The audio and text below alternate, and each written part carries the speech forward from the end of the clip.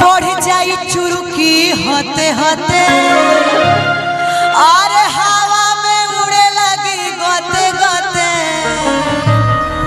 यही में गौरी गारी गावल जला कि लाल मिरी चाई हाना होन के पिसाई जी।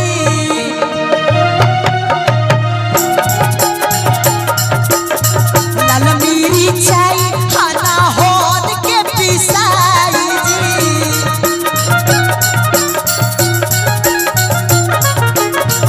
आज जितना भी बाराती लोग बनी जा आय अब सब बाराती लोग के पाछा छपाई हाय सिया राम से भजो।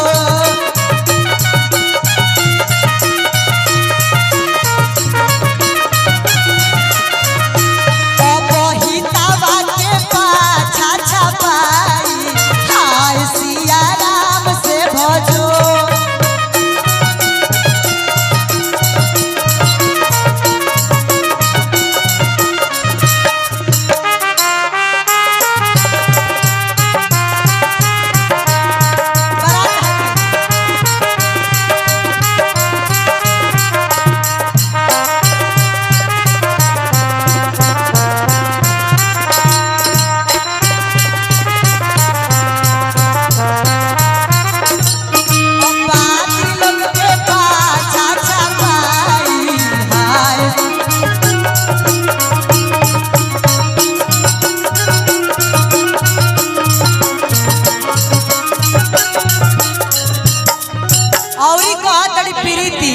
कि पाछा छपाई उनका आगले भाई जी।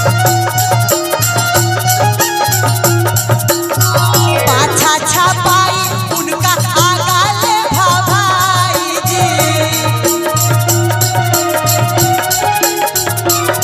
अब हमन रुको का कहल चाहत तू कहल के करा के गाड़ी गावल चाह। एक आदमी के तो गौलू तो उनकर देखा मुंह कूड़ा नियन हो गेल। और बताओ के करा के गावल चाहत के करा के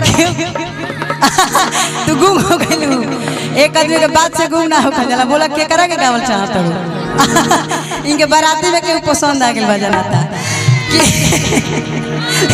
कि पाछा छपाई उनका आगले भाई जी।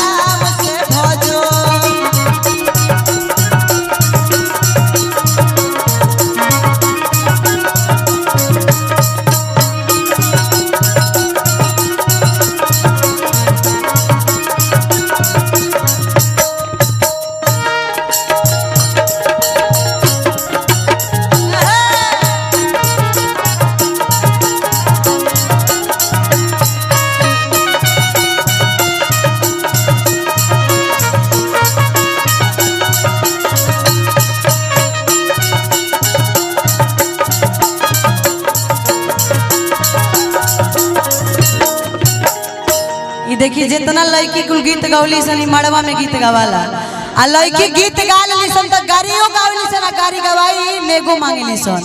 अगर